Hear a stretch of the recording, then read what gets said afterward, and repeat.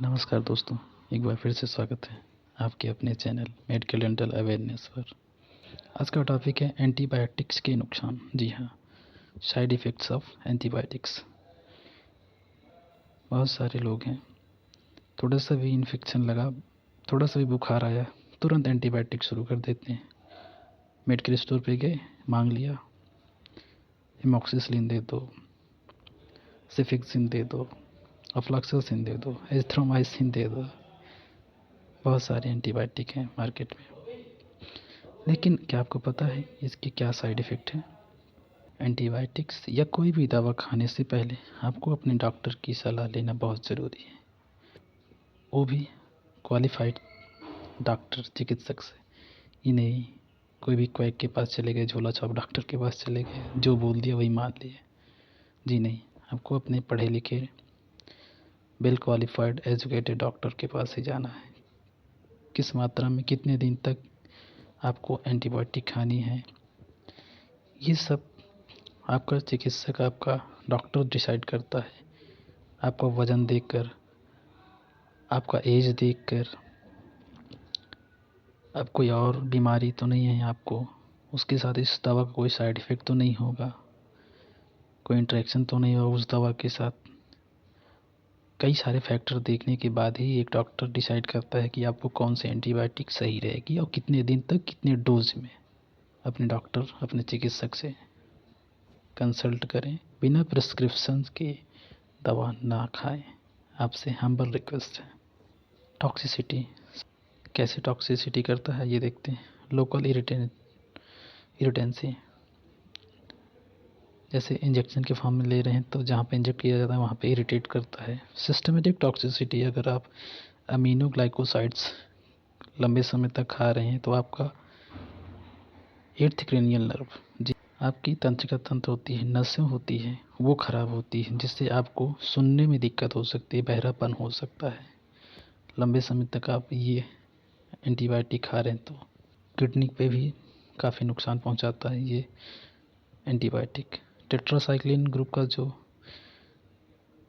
Antibiotic है वो liver, kidney के साथ साथ एंटी एनाबॉलिक इफ़ेक्ट डालता है। एंटी एनाबॉलिक का मतलब हो गया जो आपके शरीर में रिएक्शन हो रही हैं, अच्छा चीज़ बनाने वाला जो रिएक्शन हो रही हैं, उन पे नुकसान पहुंचाता है। क्लोरोएम्फेनिकॉल ग्रुप का एंटीबायोटिक आप खा रहे हैं तो आपका बोन मैरो डिप्रेस हो सकता है। बोन मैरो ही है जो आपके शरीर में रोगों से लड़ने की जो क्षमता होती है, ऐसी सेल्स को बनाता है जो रोगों से लड़ते हैं। आपके जो ब्लड होता है, खून, उसको बनाता है। तो जी, अगर आप क्लोरोएम्फेनिकॉल ग्रुप का एंटीबायोटिक खा रहे हैं लगातार बिना किसी सलाह के, तो आपको क्या क्या प्रॉब्लम हो सकती है। पॉलीमिक्सिन बी ग्रुप का एंटीबायोटिक अगर आप खा रहे हैं तो न्यूरोलॉजिकल और रीनल मतलब किडनी, न्यूरोलॉजिकल मतलब नर्वस सिस्टम में प्रॉब्लम हो सकती है। वैंकोमाइसिन ग्रुप का दवा खा रहे हैं एंटीबायोटिक तो आपका हियरिंग लॉस मतलब बहरापन, किडनी में प्रॉब्लम हो सकती है। एम्फोटेरिसिन बी ग्रुप का अगर एंटीबायोटिक खा रहे हैं, बोन मैरो और न्यूरोलॉजिकल टॉक्सिसिटी होती है। इन सब ग्रुप की अगर दवाएं आप खा रहे हैं लगातार लंबे समय से तो आपको ये सारी प्रॉब्लम हो सकती है। इसलिए बिना डॉक्टर की सलाह के, बिना अपने चिकित्सक की सलाह के एंटीबायोटिक ऐसे नहीं खा लेना है। हाइपर सेंसिटिविटी रिएक्शन होता है जिसमें एलर्जी के लक्षण आते हैं। आपका मुंह फूल जाएगा, चेहरा फूल जाएगा, सांस लेने में प्रॉब्लम होगी, सांस नली में सूजन आ जाएगी और हाइपर सेंसिटिविटी की वजह से इंसान की मौत भी हो सकती है। तीसरा जो नुकसान करता है, ड्रग रेजिस्टेंस। ड्रग रेजिस्टेंस का मतलब होता है कि एक टाइम आता है कि वो दवा आपके ऊपर असर ही नहीं करेगी। अगर आप बहुत फ्रिक्वेंटली एमॉक्सिसिलिन खा लेते हैं, सेफिक्सिम खा लेते हैं, एजिथ्रोमाइसिन खा लेते हैं या कोई भी एंटीबायोटिक, थोड़ा सा इन्फेक्शन लगा खा लिया उठा के, एक दिन खा लिया, 2 दिन खा लिया, बंद कर दिया। एक प्रॉपर डोज में, प्रॉपर ड्यूरेशन में जितना कोर्स होता है नहीं खा रहे हैं तो एक टाइम आएगी कि वो सारी दवाएं काम करना ही बंद कर देंगी। आप खाओ, खाते रहो, कोई इफेक्ट ही नहीं आएगा, आपकी बीमारी बढ़ती जाएगी। तो ड्रग रेजिस्टेंस बहुत ही कॉमन है। अगर आप बिना डॉक्टर की सलाह के सही समय तक सही डोज नहीं खा रहे हैं एंटीबायोटिक की, तो इसलिए ध्यान दें। न्यूट्रिशनल डिफिशिएंसी,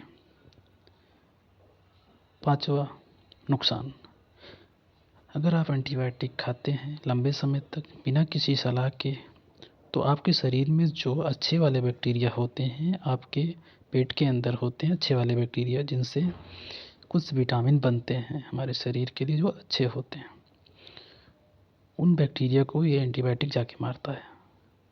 तो अब वो बैक्टीरिया मर गए तो हमारे शरीर को वो विटामिन नहीं मिलेगा, आपको डायरिया हो सकता है, खाना सही से नहीं पचेगा, आपका डाइजेस्ट नहीं होगा, आपको डायरिया हो सकता है, लूज मोशन हो सकता है।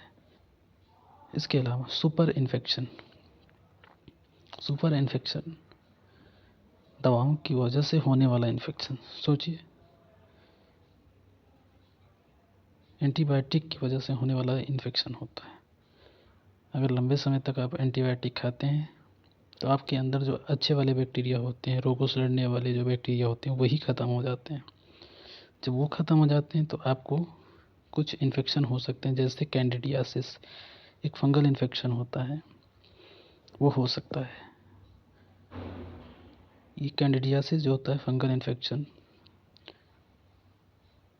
एक तरह का जो खाज वाला लक्षण होता है वो दिखता है, दाँत खाज, खुजली, फंगस इन्फेक्शन होता है।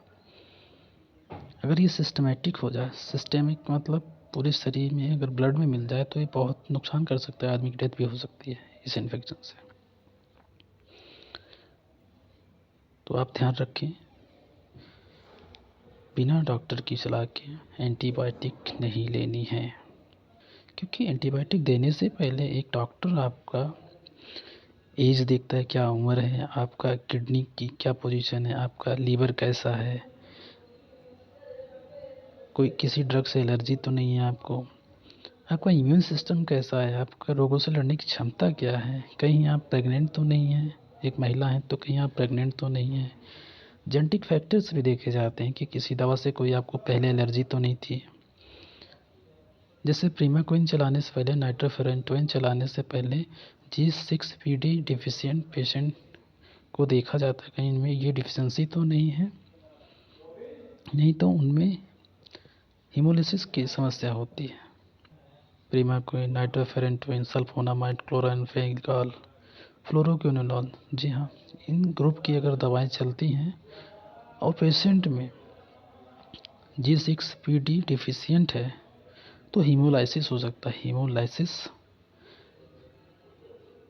मतलब ब्लड की जो सेल होती हैं, हमारे खून की जो खून के अंदर जो सेल होती है वो टूटना शुरू कर देती हैं। जैसे आरबीसी का नाम आपने सुना होगा, डब्ल्यूबीसी का नाम सुना होगा। इन सेल्स का नुकसान होने लगता है, ये सेल टूटने लगती हैं अगर पेशेंट में G6PD डिफिशिएंट हो गया तो। इसलिए इन सब को समझने के बाद ही एक डॉक्टर आपको एंटीबायोटिक प्रिस्क्राइब करता है। किस डोज में कितने दिन खाना है, ये वही डिसाइड करता है। तो हमें उम्मीद है कि आपको ये जानकारी बहुत पसंद आई होगी। कोई प्रॉब्लम हो तो कमेंट करें, चैनल को सब्सक्राइब करना तो भूलें ही नहीं। खुश रहें, मस्त रहें, मिलते हैं अगले वीडियो में। जय हिंद।